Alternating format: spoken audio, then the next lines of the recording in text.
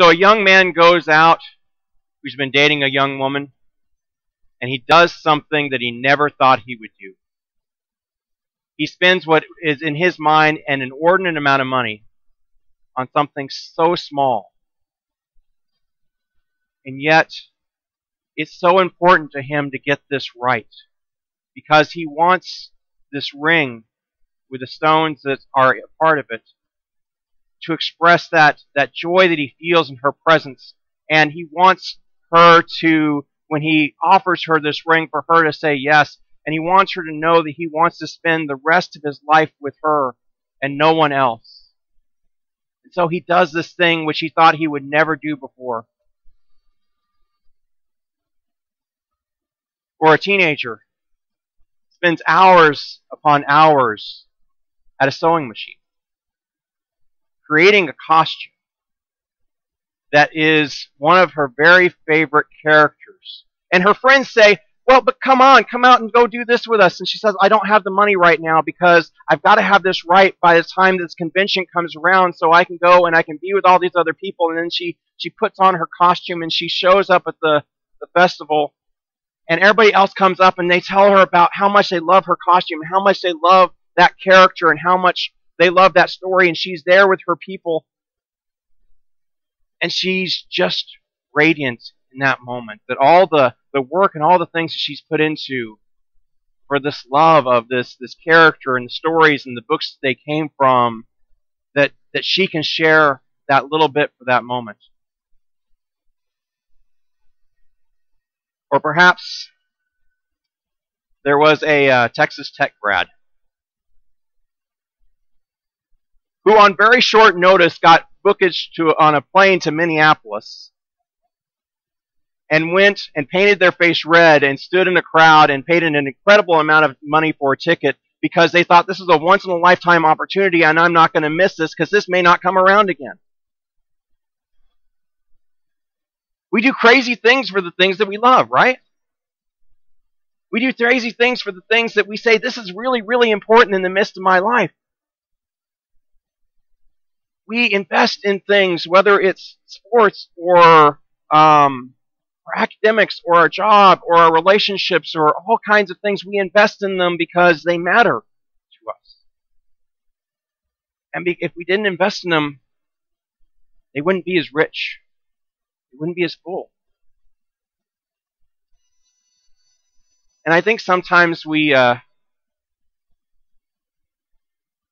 when I was growing up, I came to church and it was just one more of the things that I did. I never imagined it would be kind of that central thing. I never imagined it would be that which my life would become so entwined with. And yet I do think, we as Christians, we do some crazy things. One of our marks of disciple life that we read at the end of our service every week is we give to our neighbor, we give to God and our neighbors in need. And that's an unusual thing in our society. In our society, they tell you, hey, just hold on. Hold on to what you have. Hold on to it with both fists and don't let go of it. Whether you put it in a savings account or you put it in an IRA or you invest in something that's going to bring you joy for that moment. But we're told really to hold on and value our stuff. And yet, we as Christians, we give. We give because it's part of who we are. We give because Christ matters to us, because Christ's church matters to us. And sometimes we give a little because it's all we can give, and sometimes we give a lot because we couldn't imagine not doing it. Paul, when he writes to the Philippians, Philippians is only a 4-chapter book. It's a really quick read. But for Paul, what it means for us to encounter God in Christ, God gives up everything. Christ empties himself of every kind of honor, any kind of a privilege he might have to come down to be among us. And then he endures He endures life. He endures suffering. He's obedient to the point of death, even death on a cross, as he says in Philippians 2:5-11. And that for Paul is really kind of the central image for Philippians. But then it begins to radiate out. For Paul, that means that, and part of Philippians is written to a community where there are people coming in and saying, well, hey, listen to us because of all the things that we can do. Paul says, that's great. What have they given up? What have they given up? If I can boast as well as anybody else, and this is where the passage comes from today where Paul talks about the boasting. I can boast as well as anybody else. I have as much right to say I have by my birth, by who I am, by what I've done, to say I have a right to the claim on the promise that God makes for us as anybody else does. And I think if we were to put this in terms that would fit our context today, okay, well, so you were born in America. Now, I know this is not the case for most people in our congregation, but we live in Texas. I happen to have been born in Texas.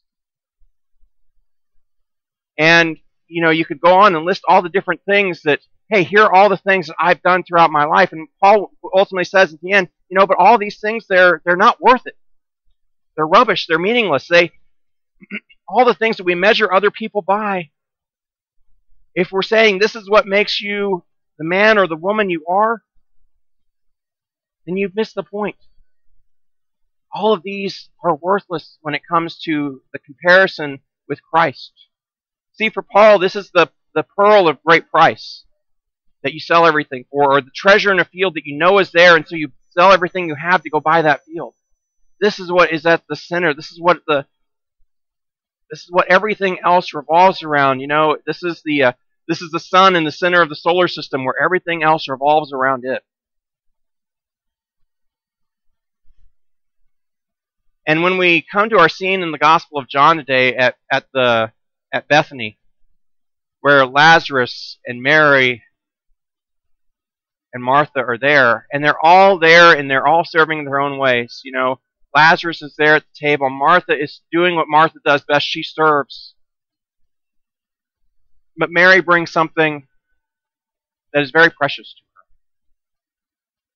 So sometimes it helps to have a little bit of background. So this is the plant that the perfume comes from. This is the spikenard plant. Now, the spikenard plant does not grow in Israel. It grows in Nepal. And they didn't have Amazon in those days to where they could order it and it could be there in 2 days. So you can imagine the cost of transporting something from Nepal to Israel when the fastest mode of travel that could do it was camel. Spikenard is very, very valuable. It's valuable today. So if you go up and you look up what a bottle of spikenard costs today, it's about $600. That's today. Back then, the 300 denarii, just for perspective, is a typical year's wage. So when you talk about a young man going and spending, 2 months' pay on a diamond ring, put that in perspective. This is a phenomenal value that is being poured out right now.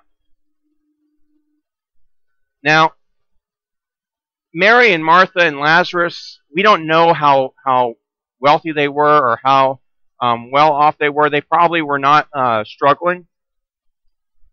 But this is a significant something that's given up. But Mary comes and she pours it at Jesus' feet and she anoints him with it and she gives that which is precious to her. And she trusts that it will be something that honors the one who's at the center of her life. Now, I don't know about anybody else. I've certainly experienced this, where you do something and you mean well by it, and the first thing you get is criticized. But you could have done it this way. And I think that's one of the things in our culture.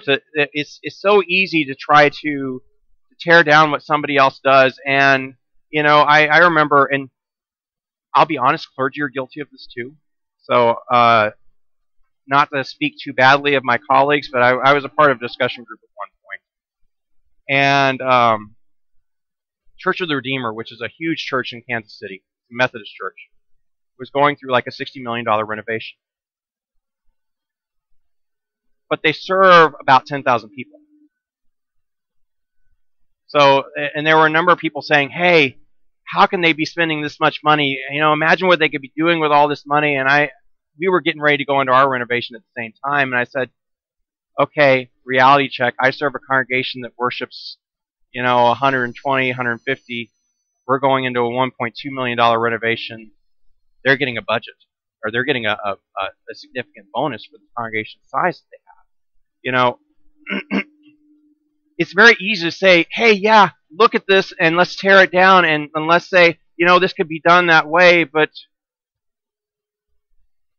and on the one hand, Judas by this point is very close to the point where he's going to betray Jesus.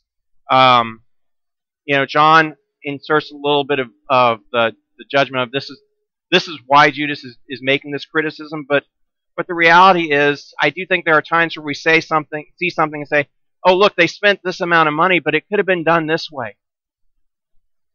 It could have been done this way, and it could have been used over here, or it could have been used over here, and it could have been doing so much good this way. And I think that one of the hardest things sometimes to do is to take a step back and say, you know what, but they're doing it for God's glory. I will be honest enough to say that there were times in the midst of the renovations where I thought, you know what, we could be spending this money in so many other different ways. And I'm not sure that any one of them was the right answer, or that even the one that we did, although I love the expansion that we did, I think it is a wonderful thing that we did to dedicate to God's ministry. There are times where I myself, as a pastor, realize, you know what, I'm the biggest expense that this church has. I am. And I know there are people who would say, and I hear this sometimes, not from congregation, but I hear this sometimes out in the world of, what, you could be doing this and be doing this in your volunteer time. And on the one hand, I could. But I also delight in the fact that, I get to spend the time that I do with people, with spending that time in the study of Scriptures and spending that time continuing to learn and reflect and to share. And, there are times where maybe it wasn't the smartest investment of money, and yet I trust that you and I trust that we're trying to do it for the right reasons. That we're trying to give back to God the things that are God's.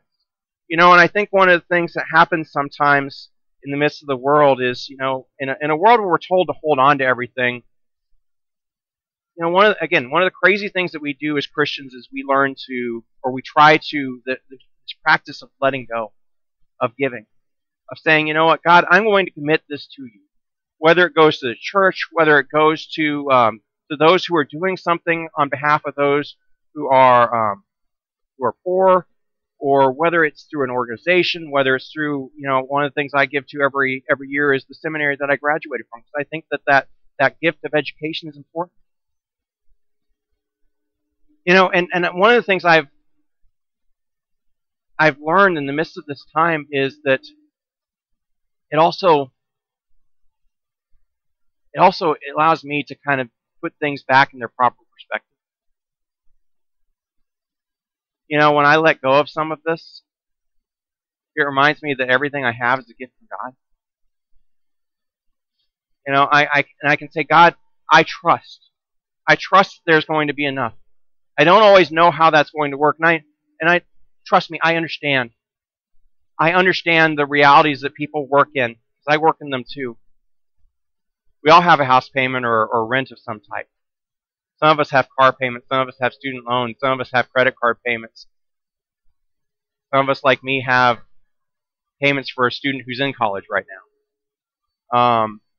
We all have those things that pull on us, and we live in a world where you're continually told that you don't have enough, that you will never have enough, and that desire for more it's an unending abyss. There are billionaires who are not satisfied with what they have, which may sound silly, but there are billionaires who are not satisfied with what they have and they want more. And I do think that one of the most strange things that we say as Christians is, God, you have given me enough, and my cup overflows, and I want to give back to you. And sometimes that's in small ways. Sometimes that's in big ways. Mary comes and she gives the very best of what she has. And she commits it to God's service. She pours it out at Jesus' feet, and others may see that as being waste, but Jesus sees it as being beautiful. Paul gives everything that he has. He comes and he commits his life to this wholeheartedly, and even when he ends up in prison, or even when he ends up shipwrecked, or even when all the things that should define success look like they're going just the opposite way for Paul, he says, I've learned what it means to be content in having nothing, and I know what it means to be content in having plenty. God has given me enough. That the joy I have from pursuing that which is at the center of who I am, that's what's most important. And I'm not here to take away from what a person does when they buy an engagement ring, or what a person does when they go and they put on a costume and they've invested the time and effort into that, or what a person does when they're going to a sporting event. There's joy in those things, and there's joys in finding parts of your community. I just want to say that this is that kind of community too. This is the place where Christ says to you, you are loved, you are valued. Mary and Martha and Lazarus all know firsthand this is the one who has the words of eternal life. This is the resurrection and the life. And so, absolutely, when Jesus comes, they're going to throw a banquet. And one of the things that we as followers of Christ do, is we give some of the best of what we have back to Christ. We give some of the best of what we have back to Christ in different ways. It may be in trying to, maintain the building that is dedicated to that service. It may be in, serving others. It may be in in the gifts that we bring, whether in our knowledge or in our prayers or in our worship, or coming together and singing songs. It may be in the gifts that we put into the offering plate. It may be in so many different ways. Yet I think one of the things that, and I love the hymn for the day, love so amazing, so divine, demands my soul, my life, my all. And in some small way, we not only with our voices, but with our actions, we begin to say, this is what this love so amazing that we have received, this love that we celebrate all through the season of Lent, this love that we will see triumph at Easter. This is our response to that. This little bit that we give, we take and we put our treasures where we want our hearts to be. We take our resources and we put them where we want our minds to be. We bring our best to Christ because that's what a love so amazing, so divine doesn't come and demand in the terms of, here's the law that says here's what you must do. But it demands in the sense of, I cannot imagine my life without this. I can't imagine my life without this community. I can't imagine my life without these people who are a part of it. I can't imagine my life without Christ, who comes and gives everything for me. And so in my own way, I try to give the best of what I can in response to that love so amazing, so divine.